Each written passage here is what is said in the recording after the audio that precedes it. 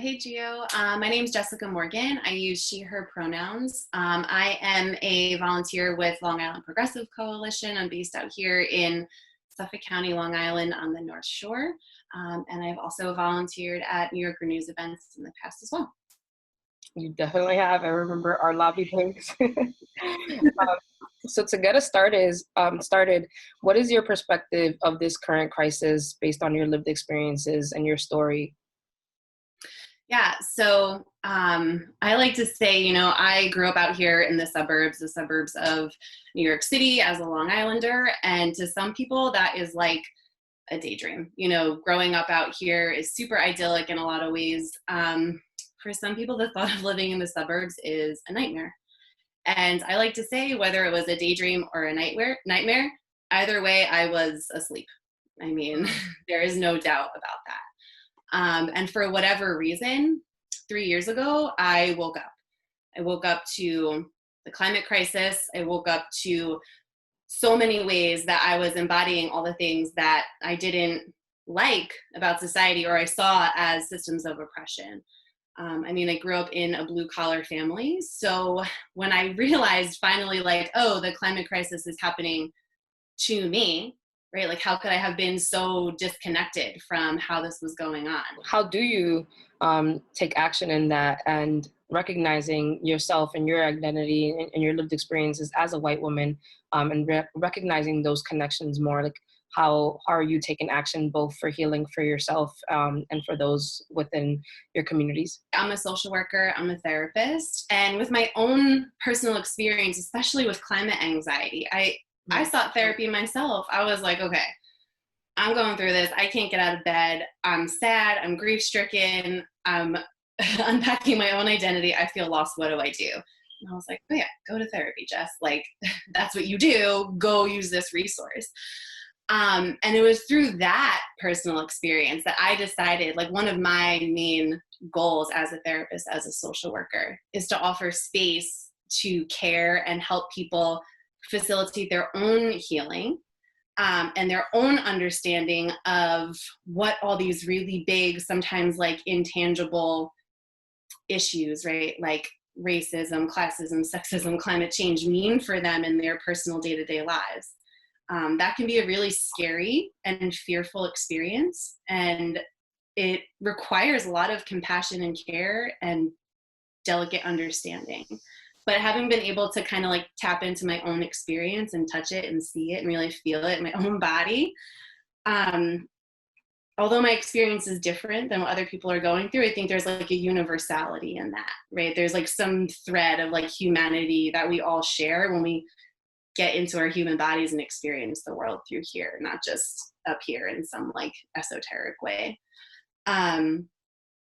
Which is also a really long way for me to say that I'm a firm believer that by my own self-care and self-compassion and unearthing and undigging of all the ways that I physically hold and embody oppression, right, and unlocking that helps me to foster a path for other people to do so for themselves. Because we're not waiting around for other people to decide, oh, racism's over, oh, climate change is fixed, right? Like, we are doing the work through us, right? We're not doing the work at us. We're not doing it at other people. It's through our bodies, through ourselves, through our relationships, through our communities. So it's got to start in here. And I just hold that so close to me. And I use it like as this guiding light in my approach to my work, my community organizing with LAPC. So yeah, I think that's probably what feels most important to me. Damn, thank you so much. That resonates so deep. Have you been employed and working through these crises? Yeah, and so I'm incredibly lucky and privileged in one regard to have been able to continue working. I'm in a field that, as of right now, I don't see going out of style, right? People will continue to need mental health support, emotional support. Again, even from my own experience with climate anxiety, right? It's this big, daunting, unknowable world that we're facing, right? It causes a lot of fear and disruption in our daily lives when we stop and think about like the magnitude of what is happening to us. And so I've actually seen an increase in need for mental health and emotional support throughout this whole pandemic since March, that my phone is ringing off the hook. I have more and more clients coming for reasons that actually are really similar to some of the reasons I started therapy years ago, like these really big awakenings and realizations that are like so hard for one person in a vacuum, again, to cope with and deal with. We need to do this through therapeutic relationships, through coming to community. Like prescribing activism is one of my favorite things, that I'm scared, right? Like I don't know what's going to happen. I'm scared with COVID-19. I'm scared with the political uprisings, right? It's like happening out here. It's scary, but if I can participate in that and contribute to it, then I feel empowered because I have at least this much control now, right? Over like, I have a foot in this, or I'm in this, community of other people that are also engaging. And so just watching clients and people that I coach, go through that is like so amazing and beautiful to watch. And it definitely restores my hope and refuels me.